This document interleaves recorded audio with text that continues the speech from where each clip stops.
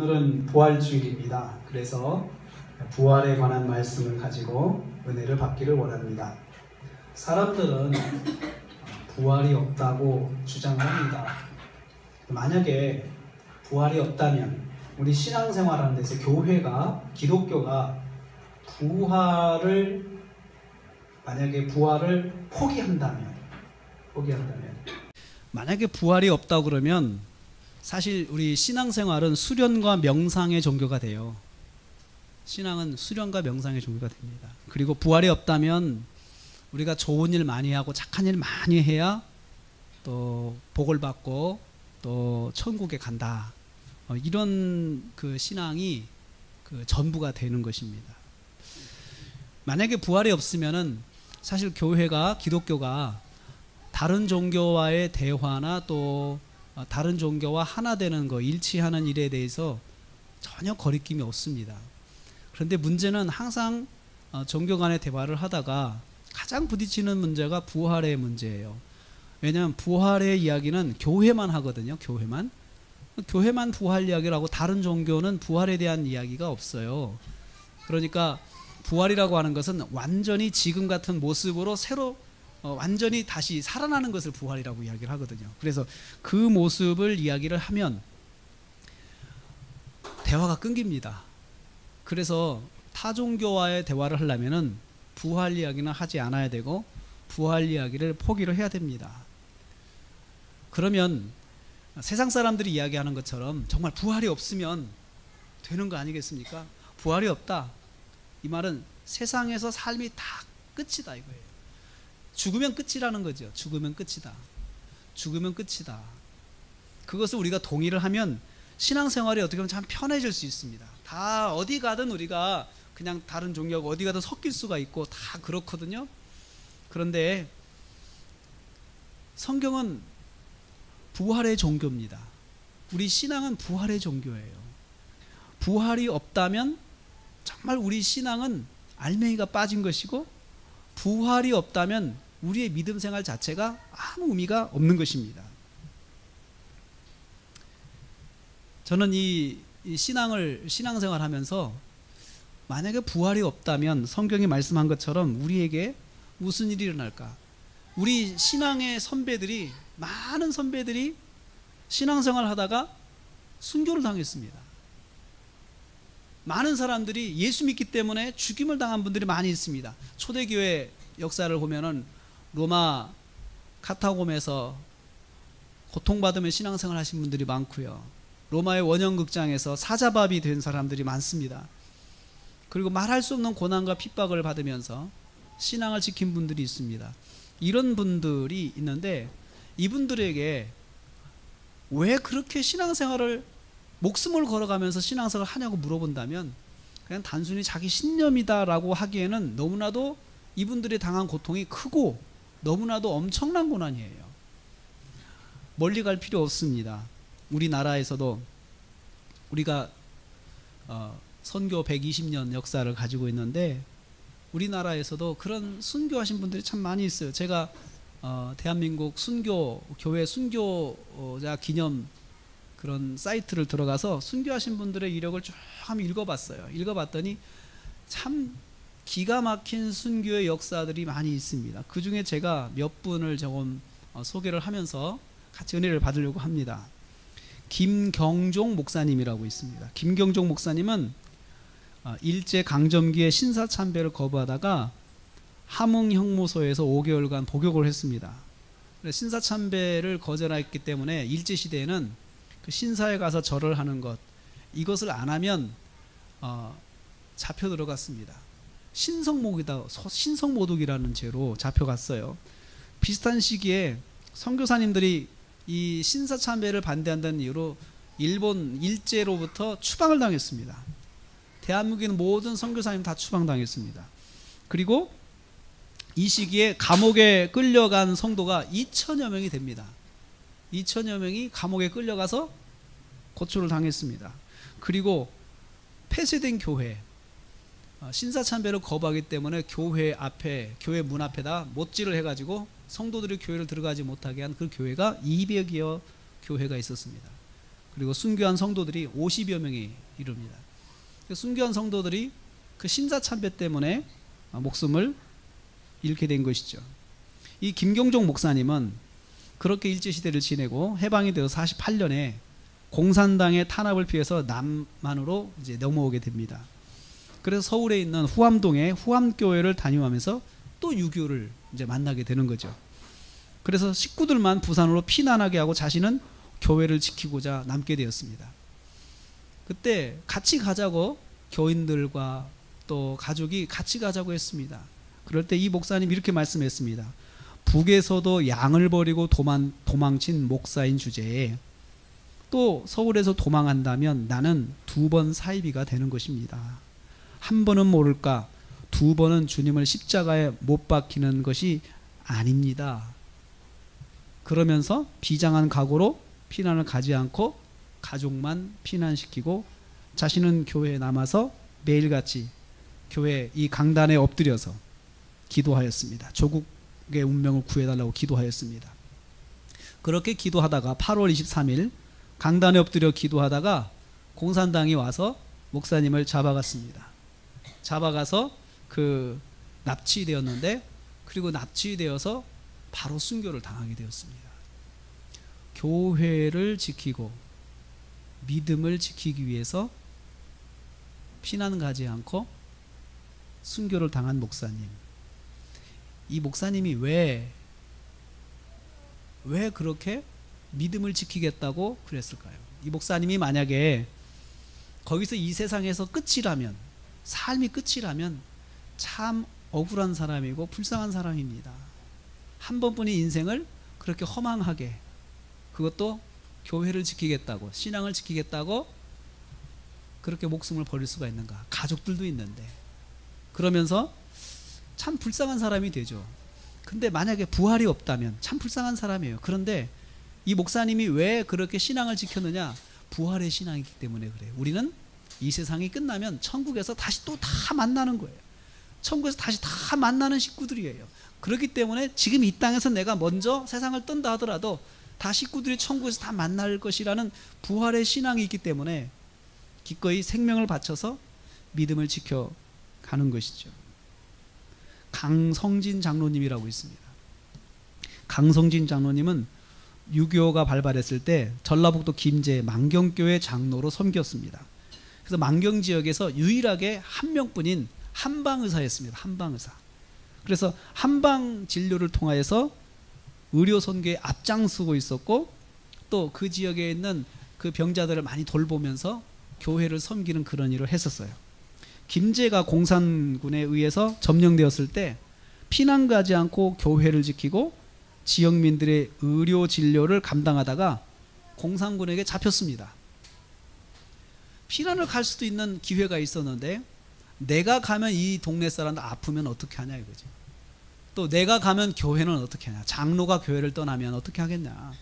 그러면서 이분이 교회를 지키고 자신이 이 담당하는 이 지역의 의료를 담당하기 위해서 이분이 남았습니다. 그러면서 때때마다 교회를 돌보고 교회를 찾아가서 교회를 지키고 했습니다. 그렇게 구금이 되었는데, 구금이 된 상태에서 이제 이 사람 집을 벗어나지 못하게 막은 거죠. 그 상태에서도 낮에는 돌아오면서 환자를 돌봤어요.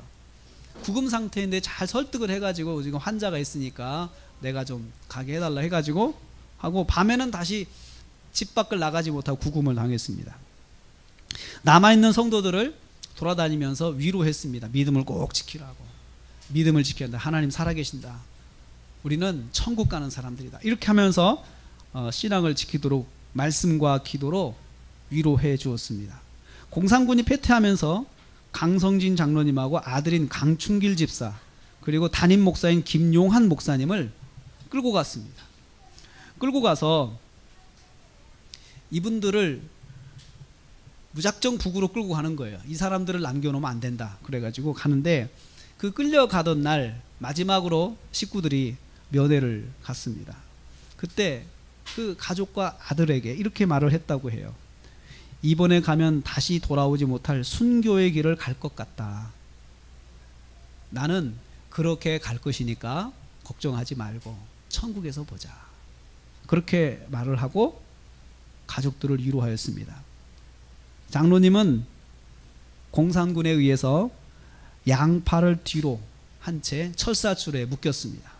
묶이고 또 몽둥이로 얻어맞고, 그리고 멍든 몸을 끌고 가다가 공산군이 대창으로 장로님을 찔러 죽였어요. 귀를 찔러가지고 양쪽에서 머리가 터져서 그렇게 순교를 당했는데, 또 그 죽은 사람을 우물에 던져버렸어요. 그렇게 해놓고 순교를 당하셨습니다. 이 장로님이 먹고 사는 것이 부족해서 예수를 믿은 거 아닙니다. 이분이 교회를 지키기 위해서, 신앙을 지키기 위해서 그렇게 순교를 당한 것입니다. 왜 예수 믿는 사람들은 고난이 왔을 때 우리가 기꺼이 고난을 감당하고 믿음을 지켜나갈까요? 부활의 신앙이 있기 때문에 그렇습니다. 부활의 신앙이 없다면 우리가 그렇게 사는 것 자체가 아무 의미가 없어요. 우리가 그렇게 고난을 당하면서 이 세상에서 그렇게 살 의미가 없는 것이에요. 부활의 신앙이 있기 때문에 그렇습니다. 또 한 분이 있습니다. 노형래 집사님이라고 있습니다. 노 집사님은 충남 서산군의 한성교회 장로인 아버지의 신앙을 이어받은 충실한 집사님이었습니다. 이분은 초등학교 때 일제강점기 때 초등학교 다녔는데, 아버지가 주일학교에서 목사님 말씀 잘 들어라. 그래서 목사님께서 설교하실 때에 우상에 절하지 마라, 우상에 절하지 마라. 그래서 이분이 학교에서 신사참배 하는데 이 당돌하게 이 어린이가 신사참배를 안 한 거예요. 안 하고 뻣뻣하게 나는 하나님 믿기 때문에 신사참배 안 합니다. 우상에 절하지 말라고 그랬습니다. 하니까 학교에서 난리가 난 거예요. 그래가지고 퇴학을 맞았습니다. 학교에서 퇴학을 맞아 갔는데 아버지인 장로님이 잘했다 아들아, 정말 너 잘했다, 너 믿음을 지켜서 참 잘했다, 칭찬을 받았습니다. 그래서 이제 학교를 못 가니까 서울로 이 아들을 보냈습니다. 서울에서 공부를 다 마치고 이 집사님이, 노 집사님이 고향으로 돌아갔어요. 고향에 돌아가서 이제 해방 후에 이제 고향이 재건되는 이런 일에 청년으로서 고향 재건에 앞장서서 있고, 또 교회를 지켰어요. 이분이 교회를 지켜서 주일 성수하고, 그리고 4개의 교회를 돌아다니면서 이 집사님이 설교를 했어요. 교회 다니면서 설교를 할 정도로 믿음이 좋은 것이죠. 그러니까 초대교회 때는 우리 한국에 교회는 막 세워지는데 목사님들이 부족해서 집사님들이 목회하고 설교했던 때가 있었습니다. 지금 중국교회도 마찬가지인데요. 그 시기에 이분은 4개의 교회를 담당하면서 돌아가면서 설교를 하면서 교회를 돌봤습니다. 6.25가 터졌을 때 충남 서천도 공산화가 되었습니다. 부친인 노장로님이 아들을 피난가라고 권했습니다. 너는 정말 공산당이 오면은 너는 살려두지 않을 거야. 교회를 목회하니까 너 빨리 도망가라 할 때 이 노집사님이 아버지한테 이렇게 말했어요. 아버지, 어떻게 교회를 버리고 도망하겠습니까? 제가 어떻게 교회를 버리고 도망하겠습니까? 양떼들을 버리고 어떻게 도망을 가겠습니까? 그러면서 아버지를 설득해서 교회를 지키다가 공산당에 체포되었습니다. 그래서 공산당에 체포되었는데 공산당이 고문을 하면서 2가지를 이분한테 요구를 하는 거예요. 첫째는 지도자 활동을 하지 말아라. 너 교회 돌아다니면서 설교하고 예배 인도하고 그 짓 하지 마라. 그거 안 하면 내가 널 살려주겠다. 또 하나는 아예 예수를 믿지 마라. 배교해라. 지금이라도 당장 예수 안 믿겠다고 말해라. 그러면 널 살려주겠다. 그렇게 설득을 했습니다.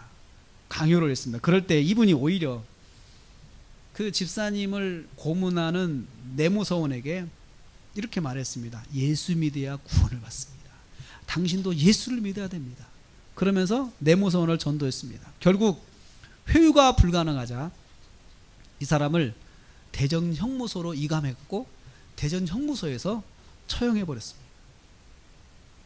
노 집사님이 그래서 순교를 당했습니다. 정말 젊은 나이에 교회를 섬기다가 신앙생활을 하다가 이렇게 목숨을 잃고 순교를 당했습니다.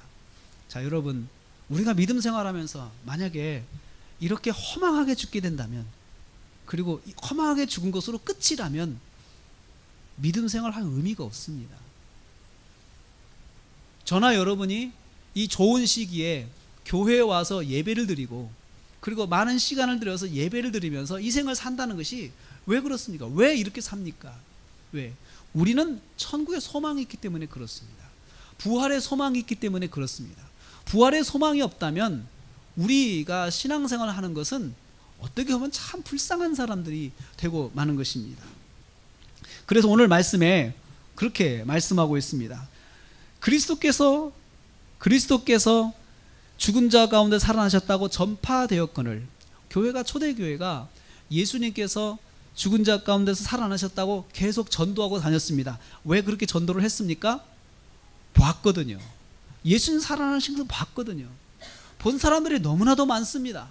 예수님 부활하신 것을 본 사람이, 목격자가 너무 많아요.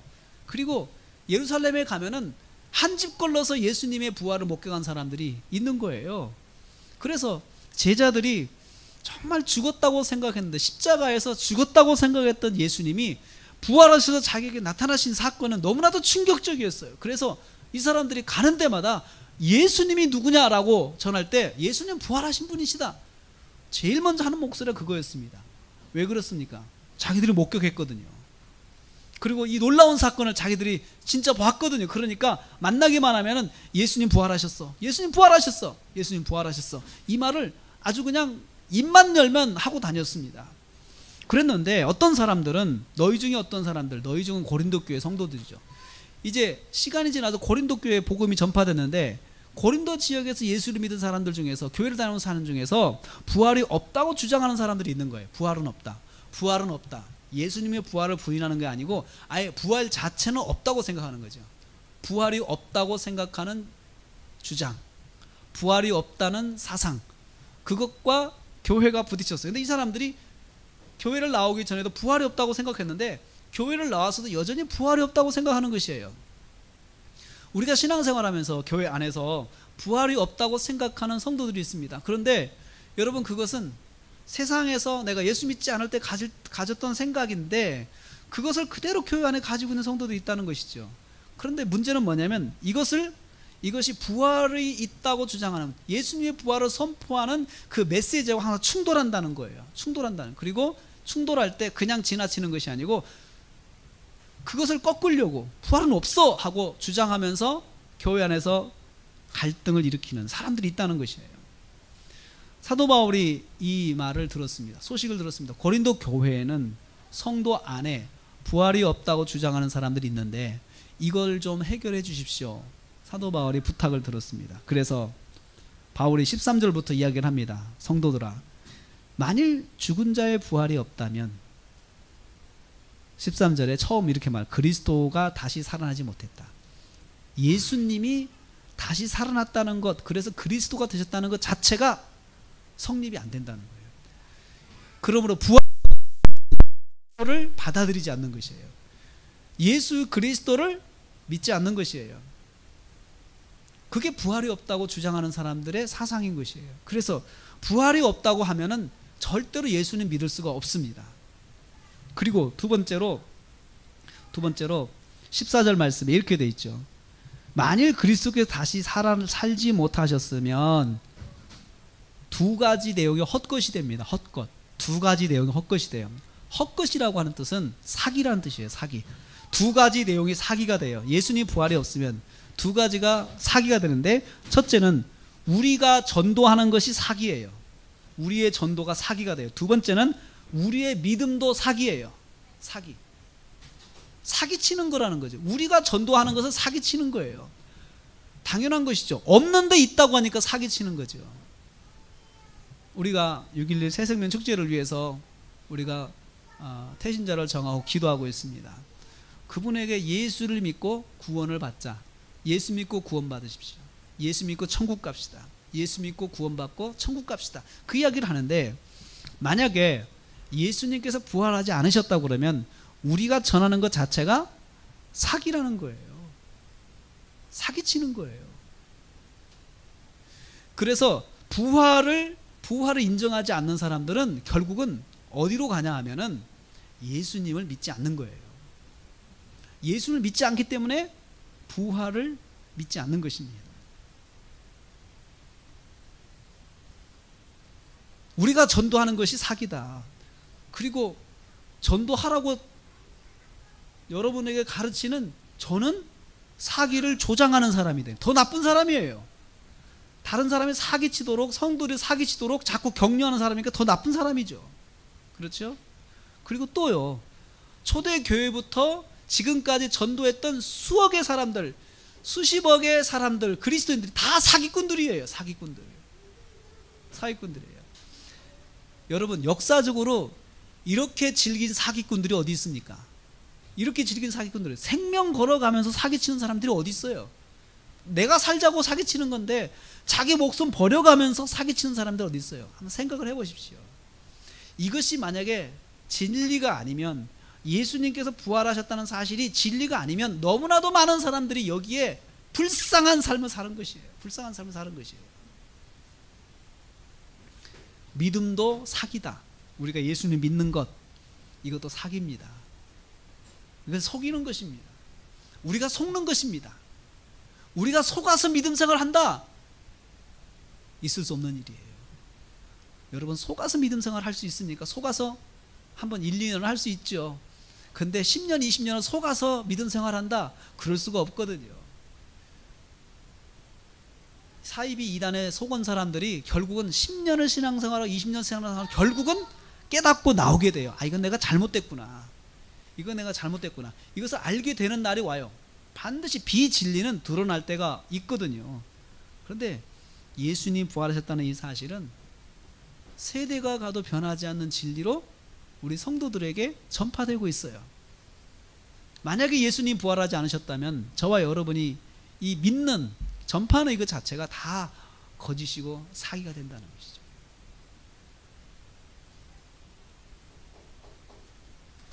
부활은 예수님, 전도, 믿음의 핵심적인 내용입니다. 예수님을 말할 때 부활을 이야기하는 게 핵심이에요. 또 우리가 전도할 때 예수님의 부활을 전하는 것이 핵심이에요. 예수님께서 부활 승천하셨습니다.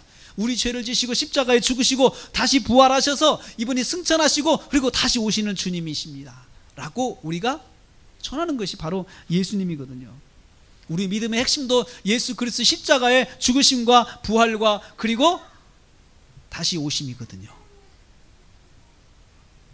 부활이 없으면 우리는 그냥 핵심을 잃어버린 신앙생활을 하게 된다는 것입니다. 그리고 15절, 부활이 없으면 어떻게 돼요? 우리는 하나님의 거짓 증인으로 발견된다. 우리 자신이 거짓말쟁이, 거짓말 전도인, 사실이 아닌 것을 사실처럼 말하는 아주 능숙한 거짓말쟁이가 돼요. 거짓말쟁이. 왜냐하면 우리가 하나님이 그리스도를 다시 살리셨다고 증거하시기 때문에 그렇습니다. 예수님은 다시 살아나셨습니다. 예수님 다시 살아나셨습니다. 그분이 지금 우리와 함께 하십니다. 우리 이렇게 말씀하거든요. 이렇게 전하거든요. 근데 이것이 만약에 예수님이 살지 않으셨다면, 부활하지 않으셨다면 이거 자체가 다 거짓 증거가 된다는 거죠. 거짓말쟁이가 된다는 거죠.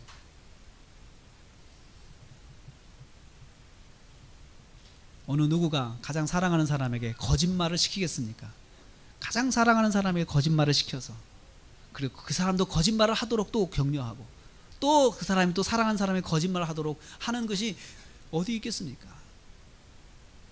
만약에 교회가 부활이 없다면 우리는 다 거짓말쟁이가 되고 맙니다. 또 16, 15절 이렇게 말씀합니다. 만일 부활이 없다면 하나님이 그리스도를 다시 살리지 않으셨다. 하나님의 역사도 거짓말이라는 거예요. 하나님이 그리스도를 살리셨다는 것 자체도 거짓말이에요. 부활이 없다는 말이 사실이면 하나님께서 예수님을 살리셨다는 말 자체도 거짓말이에요. 그러니까 부활이 없다는 사상은 하나님을 공격하는 사상이에요.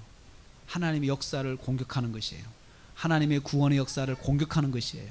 그래서 부활이 없다는 것 자체, 우리가 그냥 그래 부활이 없다는 말만 하고 안 하고 그냥 같이 다른 사람들로 잘 지냈으면 좋겠다라고 말을 하면 결국은 내가 하나님을 제한하고 하나님의 능력 자체를 내가 인정하지 않겠다는 것을 동조하는 것입니다.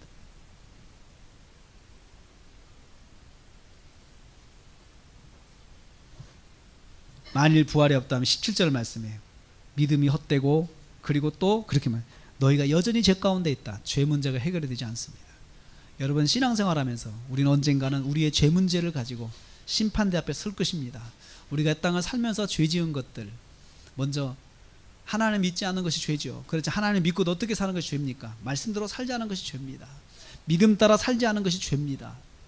그리고 또 우리가 알고 지은 죄, 모르고 지은 죄가 많죠. 이 모든 것들을 우리가 이 땅을 떠나면 하나님 앞에 서서 이 심판대 앞에서 우리가 설 때가 옵니다. 근데 그때 우리가 할 수 있는 유일한 말은 예수 그리스도의 보혈의 능력을 제가 믿습니다.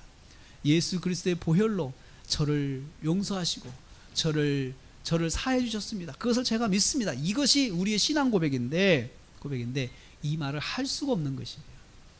여전히 우리는 죄 가운데 거할 수밖에 없고 죄 문제를 해결할 수가 없는 것입니다. 그리고 18절 말씀에 만약에 부활이 없으면 그리스도 안에서 잠자는 자도 망하였다. 아까 제가 말씀드린 예수님 믿으면서 믿고 순교당하신 분들, 그리고 또 순교는 당하지 않았지만 예수 믿고 세상을 떠나신 분들, 천국의 확신을 가지고 떠나신 분들, 이분들은 망한 사람들이 됩니다. 망한 거죠. 인생 망한 거죠. 예수 믿는 것이 인생 망하는 것이 된다는 거죠. 부활이 없다면. 그리고 19절 말씀, 만약에 우리가 사는 것이 이생뿐이라면, 부활이 없다는 거죠. 이생뿐이라면 죽으면 끝이다. 죽으면 끝이다. 인생 죽으면 끝이다 라고 생각하고 부활을 믿지 않는다면, 그리고 우리가 그렇게 생각하면서 신앙생활을 한다면 19절 마지막에 모든 사람 가운데 우리가 더욱 불쌍한 사람이 된다라고 말씀했습니다. 불쌍한 사람들. 여러분, 우리가 불쌍한 사람들이라는 소리를 들을 수 있다는 거죠. 부활이 없다고 생각하면 우리가 불쌍한 사람들입니다. 그런데 인생에 쭉 같이 살다가 세상 끝나고 죽었을 때, 죽음 이후로 영원한 삶이 있을 때는 내용이 달라집니다. 삶의 내용이 달라집니다. 제가 우리 한국 순교사에서 두 교회가 교인들이 다 순교한 교회가 두 교회가 있어요. 우리나라 순교사에서 두 교회가 다 전라남도 영광군에 있더라고요. 전라남도 영광군 첫째는 야원리 교회가 있어요. 전라남도 영광군 야원리에 있지만 야원리 교회는 6.25 때 국군과 유엔군에 패하여 도주하던 공산군들이 교회의 앙심을 품고 교인들을 교회당에 모아놓고 석유를 뿌리고 불을 질러버렸어요. 모든 성도들을 다 집어넣습니다. 거기에는 심지어 갓난아이까지 있었습니다. 갓난아이까지 다 집어넣어놓고 거기다가 불을 질렀습니다. 65명의 교인 전체가 다 교회 안에서 불에 타 죽었어요.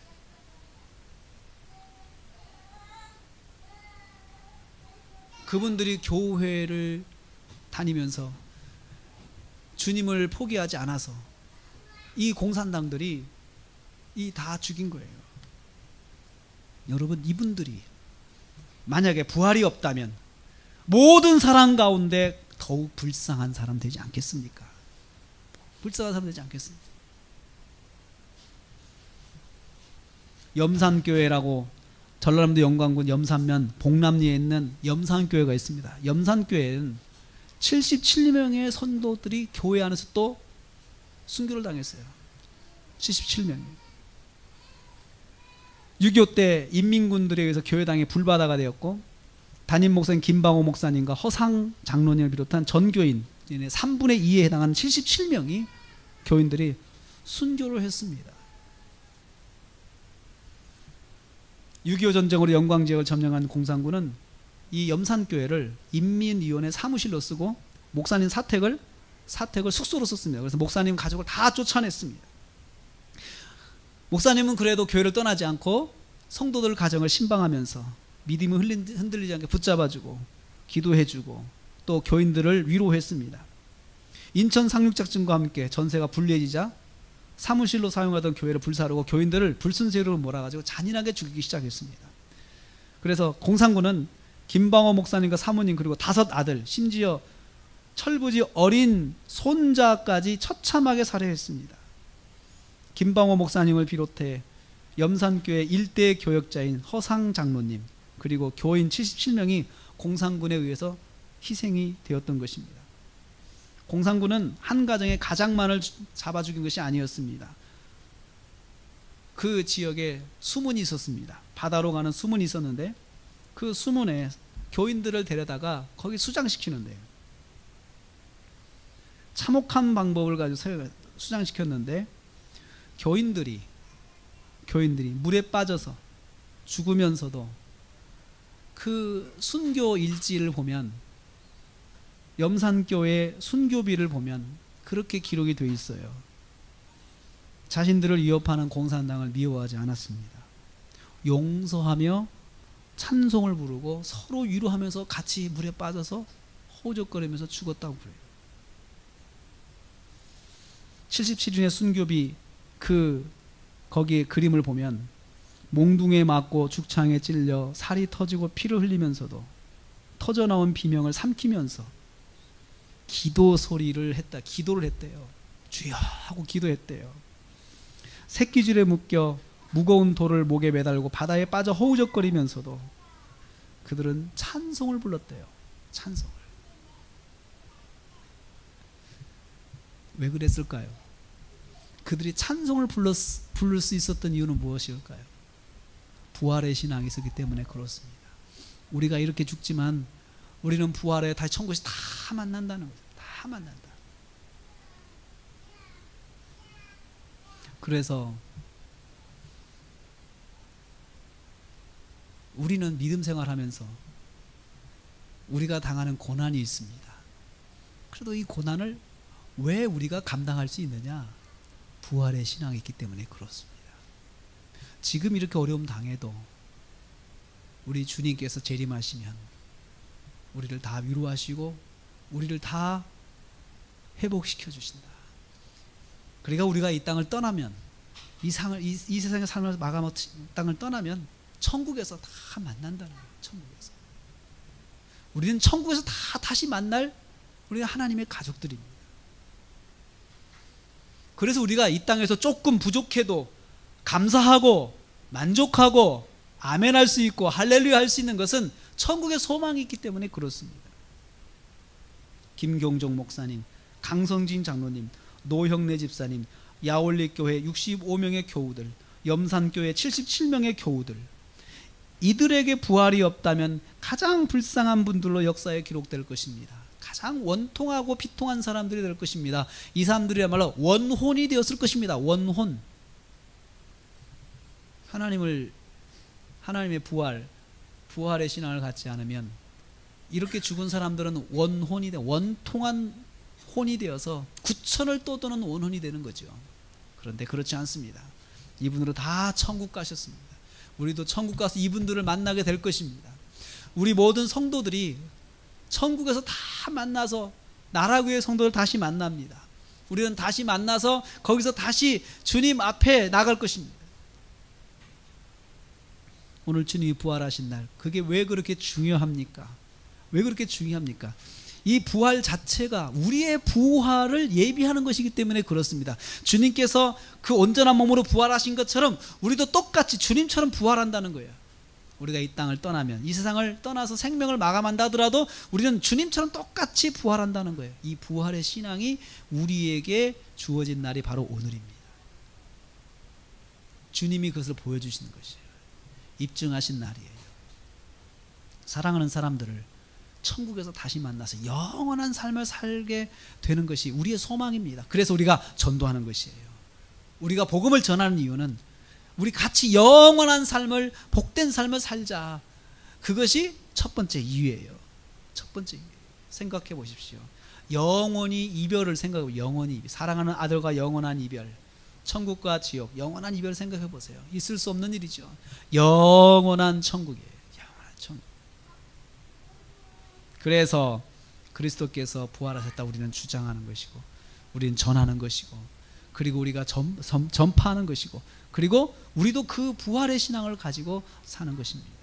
사랑하는 성도 여러분, 오늘 저와 여러분이 부활주의를 맞이했습니다. 주님이 부활하신 것처럼 저와 여러분도 부활합니다. 그래서 영원한 천국에서 우리가 함께 사는 것입니다. 이 신앙을 우리는 놓지 말아야 됩니다. 이 신앙을 포기하지 말아야 됩니다. 예수님 부활하셨습니다.